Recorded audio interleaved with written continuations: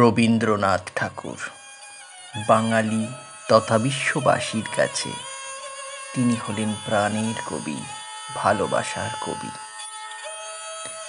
আজকে আমাদের গন্তব্যস্থল বিশ্বকবি রবীন্দ্রনাথ ঠাকুরের জন্মস্থান উত্তর কলকাতার জোড়াসাঁকো ঠাকুরবাড়ি।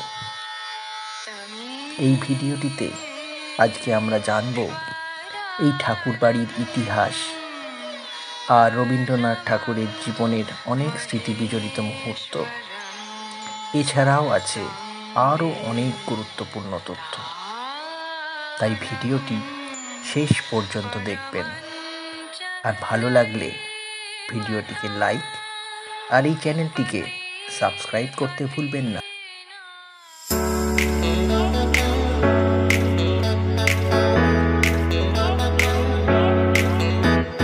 এবার প্রশ্ন হলো, উত্তর কলকাতার জোড়াসাঁকো ঠাকুরবাড়িটি আপনি যাবেন কিভাবে?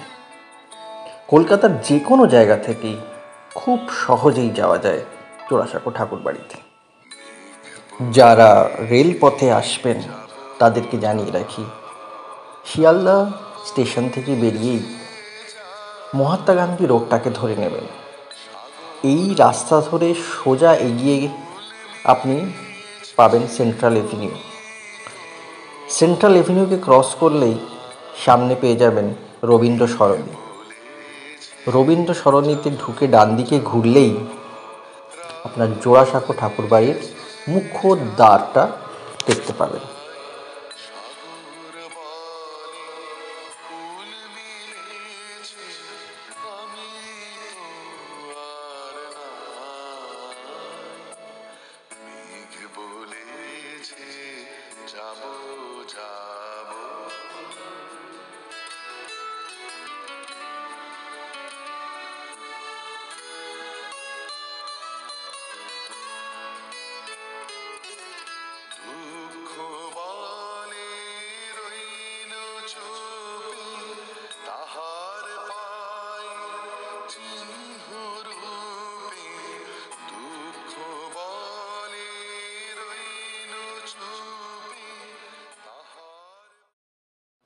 জোড়াসাঁকো ঠাকুরবাড়িতে জনপ্রতি টিকিটের দাম 20 টাকা এবং ছবি তোলার জন্য আপনাকে আলাদাভাবে 50 টাকার টিকিট কাটতে হবে।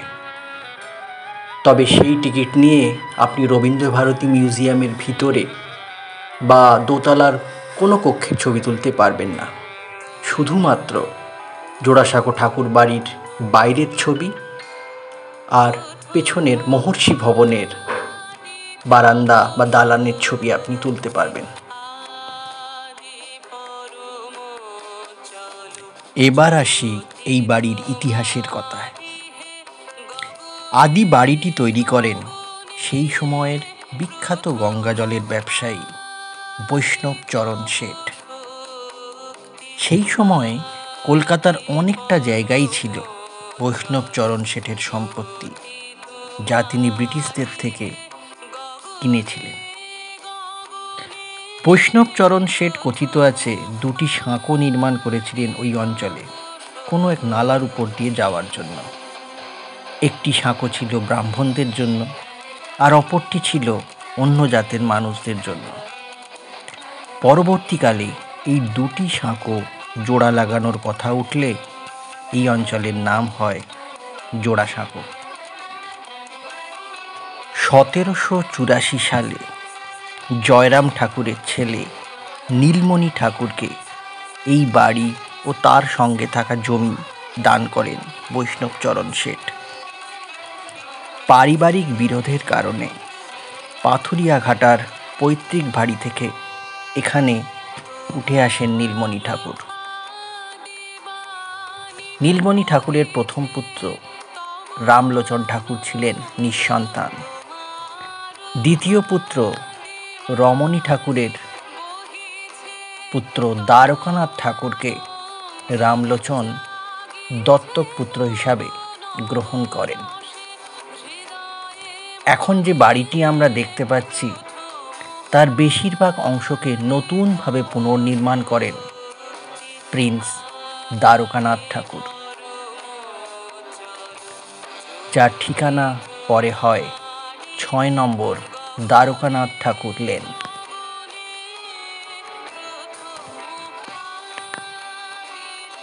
দ্বারকানাথ ঠাকুরের মৃত্যুর পর এই বাড়িটি পান তার জ্যেষ্ঠ পুত্র দেবেন্দ্রনাথ ঠাকুর, যাকে আমরা মহর্ষি দেবেন্দ্রনাথ ঠাকুর নামে জানি। এই দেবেন্দ্রনাথ ঠাকুরের কনিষ্ঠ পুত্রই ছিলেন রবীন্দ্রনাথ ঠাকুর। এই বাড়িতেই 1861 সালে রবীন্দ্রনাথের জন্ম হয়।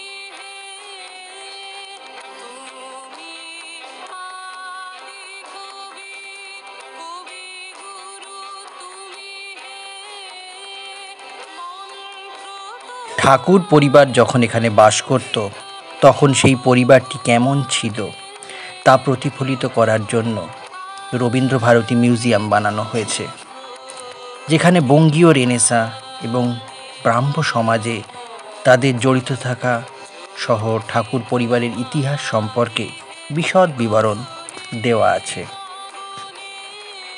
এই গ্যালারিগুলিতে রবীন্দ্রনাথ ঠাকুরের জীবন, তার কাজ ও ভাবনাকে তুলে ধরা হয়েছে।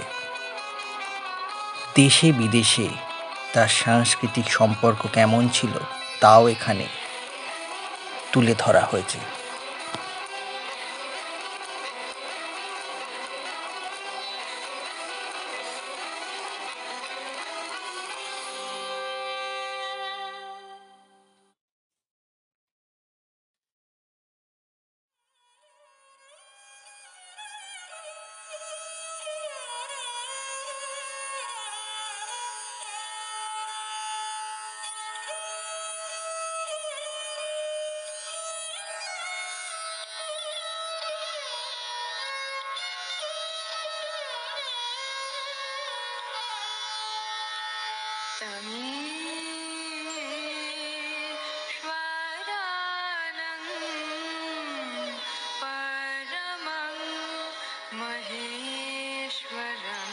রবীন্দ্রনাথ ঠাকুর তার শেষ দিনগুলিতে এই বাড়িতেই কাটান।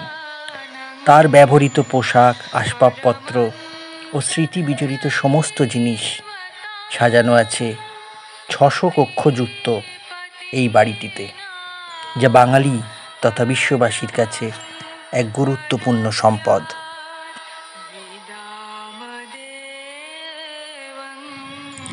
আশা করি এই ভ্রমণ পর্বটি আপনাদের ভালো লেগেছে। পরবর্তী নতুন কোনো ভ্রমণ পর্ব নিয়ে খুব শীঘ্রই আবার আপনাদের কাছে ফিরে আসব। সঙ্গে থাকবেন। নমস্কার।